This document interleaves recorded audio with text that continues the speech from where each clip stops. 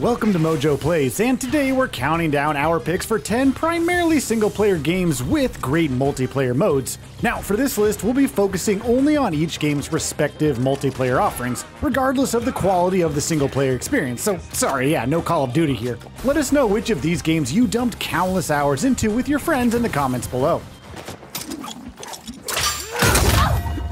Smack that mother.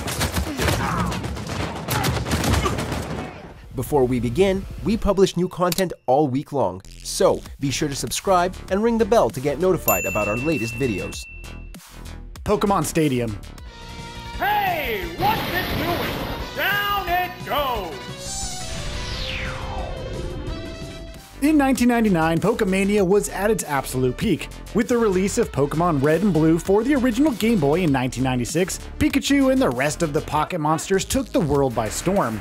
With the release of the N64 in the same year, fans were eager to see how training and battling would translate to 3D. Enter Pokemon Stadium. A stun fork live! Oops, it's paralyzed! What's this? Good hit! Once you finish the main story, you and up to 3 friends could battle it out in the Stadium mode with rental Pokemon, or, of course, use your own imported Pokemon, provided you had the transfer pack. More importantly, however, is Kids Club, where you can find the 9 minigames we've all come to know and love over the years. From Magikarp Splash to Sushi Go Round, we've put countless hours into trying to be the very best like no one ever was at these addictive minigames. I'm still traumatized by Clefairy says, I'm just saying.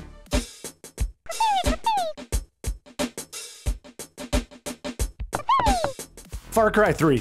I am reloading. That's how you do it.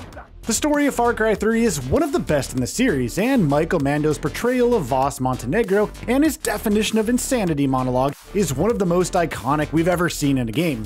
Did I ever tell you the definition of insanity? Aside from that, the multiplayer modes in Far Cry 3 are not to be ignored, offering both a cooperative mission-based mode and much more popular competitive online shooter experience. Here, Far Cry does its best Call of Duty impression of sorts, and lets you battle it out in objective-based game modes, create your own loadout, earn unique killstreak rewards, and even humiliate your opponents at the end of the match, cause why not? I can do this all day, asshole. While not quite as hot as what Call of Duty was doing at the time, Far Cry 3's multiplayer is still a force to be reckoned with. Luigis Mansion 3.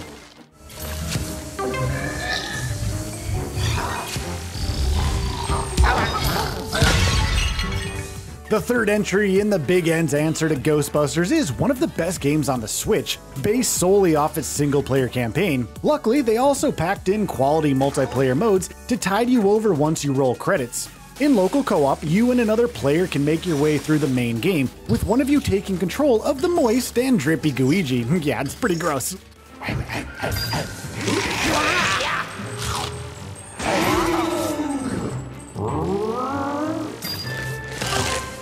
Jokes aside, this is a great way to play a relatively easy game with young ones. There's also Scream Park, which is essentially if Luigi's Mansion and Mario Party had a baby.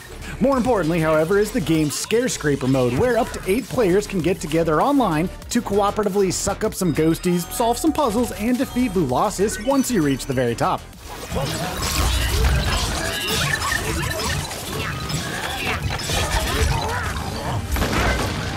Doom Eternal.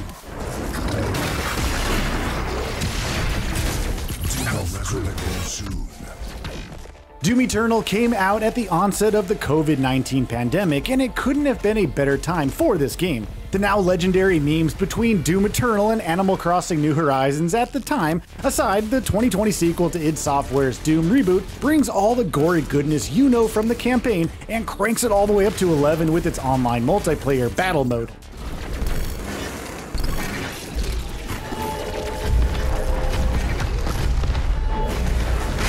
In this entry, war is waged via an asymmetric battle to the death between one beefed-up Slayer and 2 dastardly demons, who team up to try to rip the lone Slayer to shreds. Now, as the Slayer, you win by killing both demons, utilizing a fully decked-out arsenal of weapons and abilities. And as the demons, you need only slay the Slayer, and you can do so by summoning minions and using their own abilities.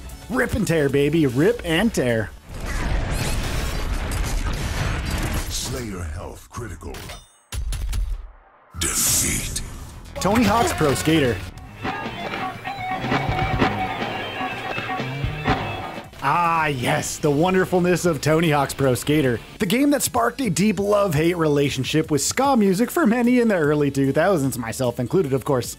Skating around in career mode to gather skate letters, secret tapes, and tearing up the local high school to some of the era's sickest tracks is one of our favorite memories on the N64. But what really kept us coming back was, of course, the multiplayer. And while I know the modern remake of the first two games is a significant upgrade and made me pretend that I'm a Superman even harder, the original is definitely what started it all. It was good times.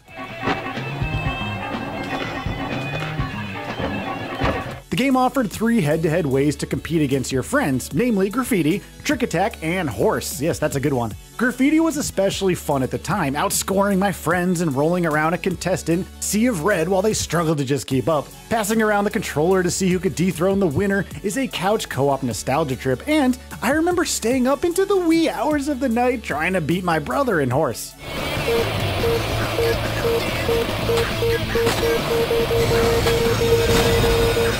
BioShock II.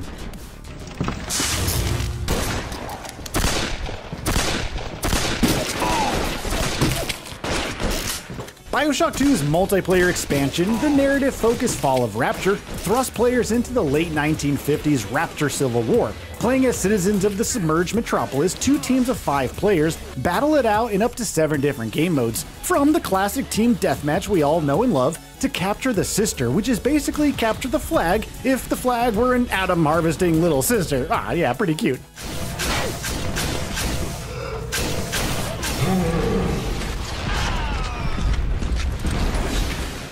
Decking out your character with the weapons and plasmids you're familiar with from the main campaign and eliminating other players is oh so satisfying, seriously. And if you're lucky enough to find a Big Daddy suit, you'll have the advantage as you mow down the enemy with the rivet gun. Those dirty stinking splicers never really stood a chance, did they? You snails and slugs have to go! Portal 2.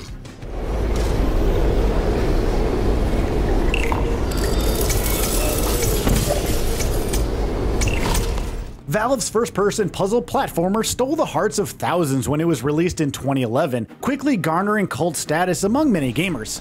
And while the single-player campaign is undoubtedly memorable, the multiplayer co-op takes the cake, which is, in fact, not a lie this time around, you know what I mean.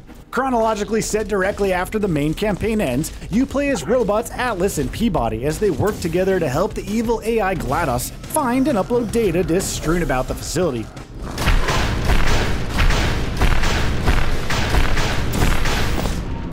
The classic physics-based environmental puzzles and companion cube maneuvering are definitely in full force here, and the cooperative structure of the missions add more depth to the already cleverly designed puzzles from the single-player experience.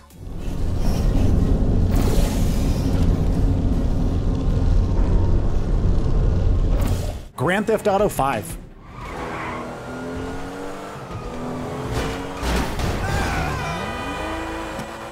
Divisive at launch, sure, the online companion to Grand Theft Auto V, simply called Grand Theft Auto Online, not super creative, has an extremely active and loyal community even after over a decade. Thanks to unending support and countless patches and updates, Rockstar's open-world online sandbox is some of the best multiplayer in video games, with their other title, Red Dead Online, matching its quality but seeing significant player dips over the years.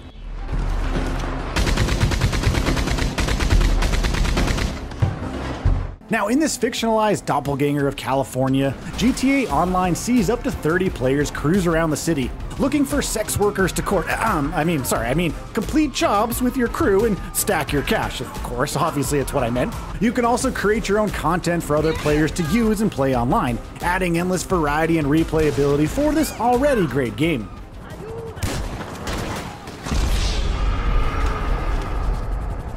Ghost of Tsushima Legends.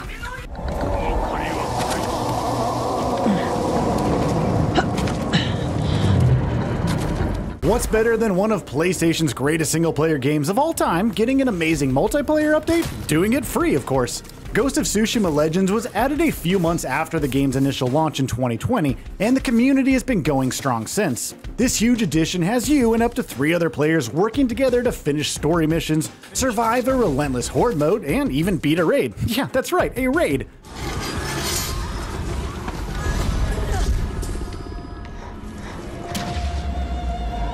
That final chapter of the Tale of Io has complicated gameplay mechanic puzzles that'll have even a seasoned Destiny player scratching their head.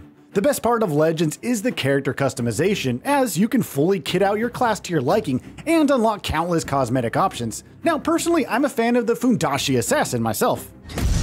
Tsushimaが脅かされることは二度とない。こたびの勝利で。The Last of Us factions.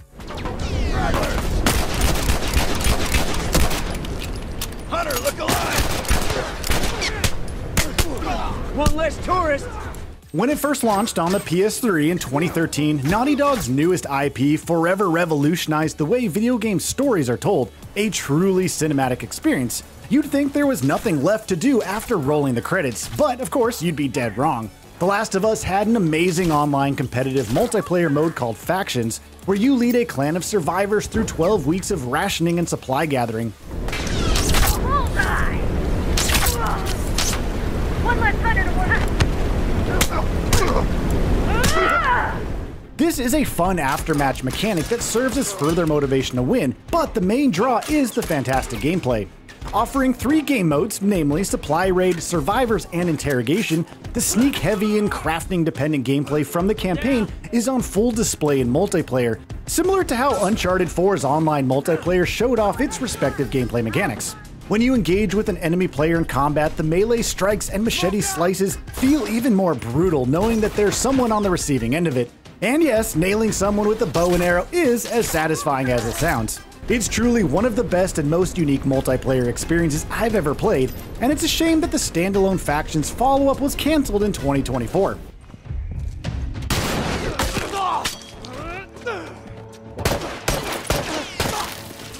So what do you think of our picks? Are there any you think we missed? We know there are a ton of great multiplayer experiences out there, but alas, our list is only limited to 10. Let us know in the comments below.